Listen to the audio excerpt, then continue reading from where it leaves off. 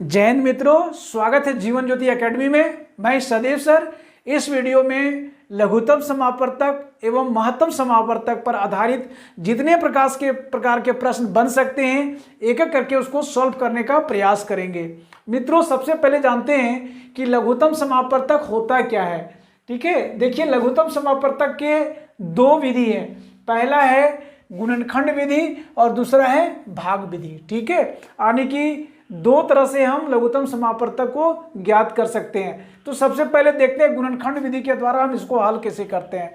जैसे प्रश्न दिया हुआ है 12 और 18 का लघुत्तम समापवर्तक ज्ञात करने के लिए। ठीक है, तो 12 का क्या करेंगे, गुणनखंड करेंगे।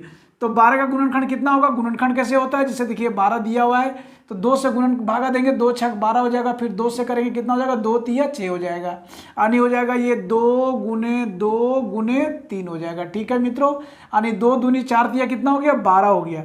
18 का गुणनखंड करेंगे तो 18 का गुणनखंड कैसे करते हैं, 2 से पहले भागा देंगे, 2 छक 2 नवा कितना हो जाएगा, 18 हो जाएगा।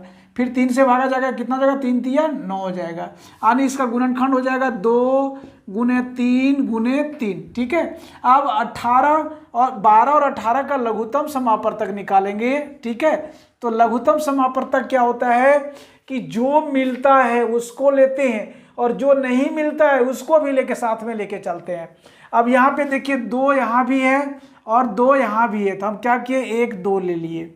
अब क्या है, यहाँ पे 1 2 है लेकिन यहाँ पे 2 नहीं है, तो इसको भी ले लेंगे, इसको भी नहीं छोड़ेंगे। ठीक है, अब यहाँ देखिए 1 3 है और यहाँ पे 1 3 मिल रहा है। ठीक है, तो 1 3 भी ले लेंगे। अब क्या है, यहाँ कुछ भी नहीं बचा लेकिन 1 3 बेचारा ये बच गया है, इसको भी नहीं छोड़ना है। ठीक है, इसको भी साथ में लेके चलना है। यानी अब इसको क्या करेंगे, गुना कर देंगे, कितना हो जाएगा, 3 तिया 9, 9 दूनी 18 दूनी कितना हो गया, 36 हो गया। यानी कि 12 और 18 का जो लघुत्तम समापवर्तक होगा मेरा वह कितना हो गया, 36 हो गया। ठीक है मित्रों, कोई कंफ्यूजन नहीं होना चाहिए। एक और एग्जांपल लेके देखते हैं। जैसे देखिए यहाँ पे दिया हुआ है, कहता 25 और 40 का लघुत्तम समापवर्तक ज्ञात कीजिए। तो क्या करेंगे, 25 का गुणनखंड करेंगे। 25 का गुणनखंड कैसे, कितना हो जाएगा, गुणनखंड मैंने अभी आपको बताया था करने के लिए, 5 से जाएगा 5 5 कितना हो जाएगा, 25 हो जाएगा। यानी कि ये हो जाएगा 5 गुने 5 हो जाएगा। ठीक है मित्रों, फिर कितना दिया हुआ, 40 दिया हुआ है, तो 40 का गुणनखंड करेंगे तो 2 से जाएगा, यानी 2 20 दूनी 40 हो जाएगा। फिर 10 दूनी 20 हो जाएगा, फिर 2 से भागा देंगे, 5 दूनी 10 हो जाएगा। यानी कि 40 का जो मेरा गुणनखंड हो जाएगा वो कितना हो जाएगा, 2 गुने 2 गुने 2 और गुने में कितना हो जाएगा, 5 हो जाएगा। ठीक है, तो इसको लिखिए, गुने कितना हो जाएगा, 5 हो जाएगा। अब इसका 20 25 और 40 का लघुत्तम समापवर्तक निकालेंगे तो कितना आएगा मित्रों, देखिए यहाँ 5 है और यहाँ 1 5 है, तो ये 5 और ये 5 1 ले लिए, 5 ले लिए। गुने यहाँ फिर 1 5 है लेकिन यहाँ 5 नहीं है, तो ये 5 को ले लेंगे। ठीक है, अब देखिए यहाँ 2 2 2 दिया हुआ, यहाँ 1 भी 2 नहीं है, तो क्या करेंगे, ये तीनों 2 को ले लेंगे। यानी 2 दूनी 4 दूनी कितना हो जाएगा, 8 हो जाएगा, तो इसको 8 लिख देंगे। ठीक है, तो क्या हो गया, 5 5 25 और 25 60 कितना हो जाएगा, 200 हो गया। तो इसका लघुत्तम समापवर्तक कितना हो जाएगा, 200 हो जाएगा। ठीक है, तो इस प्रकार से गुणनखंड विधि के द्वारा हम लघुत्तम ज्ञात करते हैं। अब देखिए भाग विधि के द्वारा लघुत्तम कैसे निकालते हैं। ये भाग विधि के द्वारा में देखिए उदाहरण दिया हुआ है, वही सेम एग्जांपल को भाग विधि के द्वारा निकालते हैं। 12 और 18 का लघुत्तम समापवर्तक, यहाँ क्या लिखेंगे, 12 लिखेंगे और इस तरह से 18 लिखेंगे। ठीक है, अब क्या करते हैं, छोटी सी छोटी अभाज्य संख्या से भागा देते हैं। तो 2 से देंगे, 2 6 कितना हो जाएगा, 12 हो जाएगा और 2 9 कितना हो जाएगा, 18 हो जाएगा। फिर क्या करेंगे, 2 से नहीं जाएगा, 3 से जाएगा, तो 3 दूनी 6 हो जाएगा और 3 तिया कितना हो गया, 9 हो गया। अब देखिए नहीं जाएगा, तो क्या लिखेंगे, 2 गुने 3 गुने 2 गुने 3 कितना हो जाएगा, 3 दूनी 6 दूनी 12 तिया कितना हो गया, 36 हो गया। तो गुणनखंड विधि के द्वारा भी लाए थे तो कितना आया था, 36 आया था।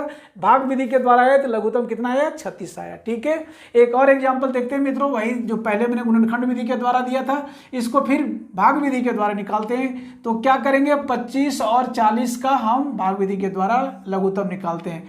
कितना से जाएगा, 5 से जाएगा, तो कितना हो जाएगा, 5 5 25 हो जाएगा और 5 8 कितना हो जाएगा, 40 हो जाएगा। ठीक है, अब देखिए नहीं कटता, अगर ये कटता है तो कम से कम 2 अंक कटना चाहिए। तो कितना हो जाएगा, 5 गुने 5 गुने 8 हो जाएगा, 5 5 25 60 कितना हो जाएगा, 200 हो जाएगा। ठीक है, तो 25 और 40 का लघुत्तम हमने गुणनखंड विधि के विधि लाया था 200 और भाग विधि के विधि द्वारा कितना आया 200 आया। तो इस तरह से लघुत्तम ज्ञात करने के लिए दो विधियां हैं, एक गुणनखंड विधि और दूसरा है भाग विधि।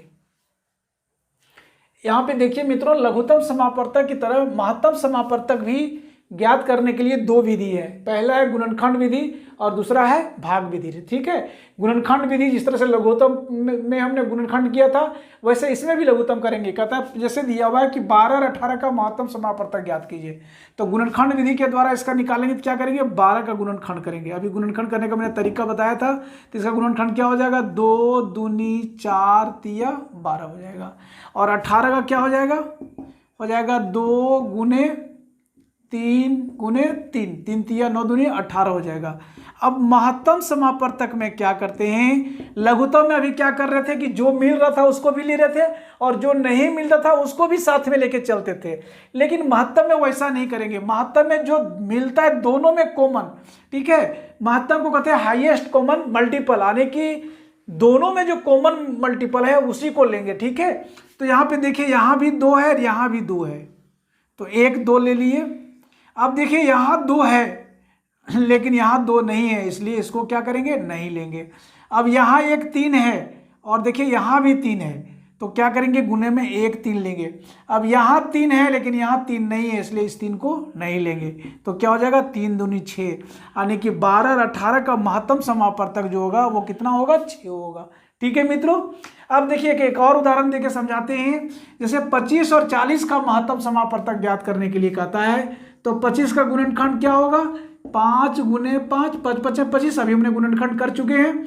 और 40 का गुणनखंड क्या होगा, हो जाएगा 2 दूनी 4 दूनी 8, 5 कितना हो जाएगा 40 हो जाएगा। हमें निकालने के लिए कहता है 25 और 40 का महत्तम समापवर्तक। ठीक है, अब देखिए यहाँ 1 5 है, 5 दिया हुआ है और यहाँ भी यहाँ 2 5 है, 5 गुने 5, लेकिन यहाँ एक ही 5 है, तो एक ये 5 को लेंगे और एक ये 5 को लेंगे, तो यहाँ 5 लिखेंगे। ठीक है, अब देखिए 1 5 यहाँ है लेकिन यहाँ 5 नहीं है, इसलिए इसको नहीं लेंगे। अब यहाँ 2 गुने 2 है 40 के गुणनखंड में, लेकिन ऊपर में नहीं दिया हुआ है, इसलिए ये 1 भी नहीं होगा, सिर्फ क्या होगा 5 हो जाएगा। यानी कि 25 और 40 का महत्तम समापवर्तक जो होगा वो क्या हो गया 5 हो गया। ये हो गया गुणनखंड विधि के द्वारा ज्ञात करना।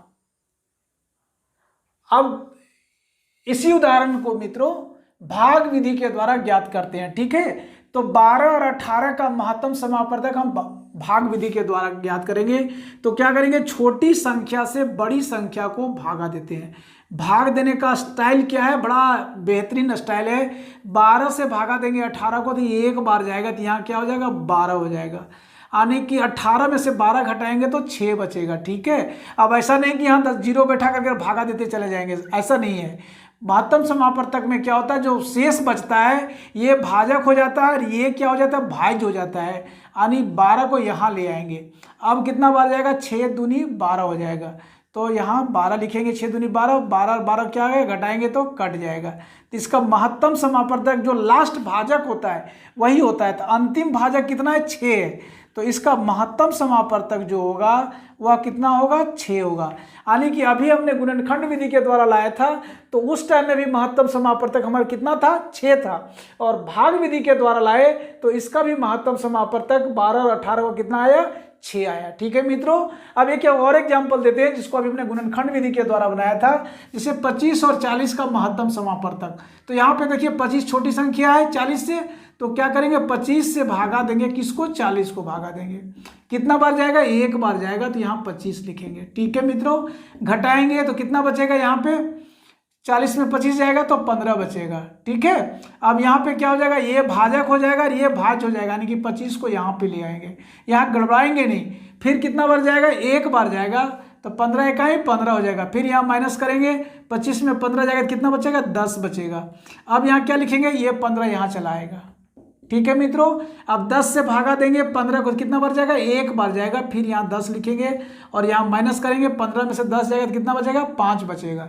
अब ये फिर 10 यहाँ पे आ जाएगा भाज्य में, अब 5 से भागा देंगे तो कितना बार जाएगा, 2 बार जाएगा। 5 दूनी कितना हो गया, 10 हो गया, तो कट गया। यानी कि 25 और 40 का महत्तम समापवर्तक जो हो जाएगा मित्रों वो कितना होगा, 5 होगा। अभी हमने देखा था गुणनखंड विधि के द्वारा भी निकाले थे तो महत्तम समापवर्तक हमारा 5 आया था, और विभाजन विधि के द्वारा, निभाग विधि के द्वारा भी निकाल रहे हैं तो हमारा महत्तम समापवर्तक कितना आ रहा है, 5 आ रहा है। अब देखिए मित्रों, एक प्रश्न इस तरह से भी आता है कि लघुत्तम समापवर्तक और महत्तम समापवर्तक का अंक दिया हुआ है, ठीक है, और एक का वैल्यू भी दिया हुआ है लघुत्तम समापवर्तक, कहता है उसका महत्तम समापवर्तक ज्ञात कीजिए। या कभी कभी क्या होता है, 2 संख्याएं दिया हुआ है, उसका महत्तम समापवर्तक दिया है, कहता है इसका लघुत्तम समापवर्तक ज्ञात कीजिए, ठीक है। तो कैसे होता है लघुत्तम समापवर्तक और महत्तम समापवर्तक में संबंध क्या है, 2 संख्याओं का गुणनफल, यानी 2 संख्या क्या है, देखिए 12 और 18, यानी कि 2 संख्याओं का गुणनफल बराबर होता है दोनों संख्याओं का लघुत्तम समापवर्तक गुणे महत्तम समापवर्तक। देखिए महत्तम समापवर्तक कितना 6 है और लघुत्तम समापवर्तक कितना है, 36 है। इसको गुना कीजिए, देखिए बराबर आ जाएगा, ठीक है। जैसे 18 दूनी कितना हो गया, 36 के 6 अथवा कि 3, 18 और 3 कितना हो गया, 21 हो गया, 216 हो गया, और 36 का कितना हो जाएगा, 216 हो जाएगा, ठीक है। देखिए दोनों बराबर आ गया। एक और उदाहरण इसमें भी देखिए, इसमें बनाए थे, इसका महत्तम समापवर्तक कितना, 5 है, लघुत्तम समापवर्तक कितना लाए थे, 200 लाए थे। तो दोनों संख्याओं का गुणनफल यानी कि 25 गुने 40 बराबर क्या होगा, दोनों संख्याओं का महत्तम समापवर्तक गुने लघुत्तम समापवर्तक, ठीक है। 25 चौका 100 पर 1 शून्य हो जाएगा, 1000 हो गया, और 200 को 5 से गुना करेंगे तो क्या हो जाएगा, 200 गुने 5 यानी 1000 हो गया, ठीक है। देखिए दोनों का गुणनफल क्या है, बराबर आया, ठीक है। इस वीडियो में इतना ही मित्रों, उम्मीद करते हैं लघुत्तम समापवर्तक और महत्तम समापवर्तक से जितने प्रकार के नियम थे आपको बहुत अच्छा समझ में आया होगा। वीडियो को जरूर लाइक करें, अधिक से अधिक शेयर करें और चैनल को सब्सक्राइब करना ना भूलें। जय हिंद मित्रों।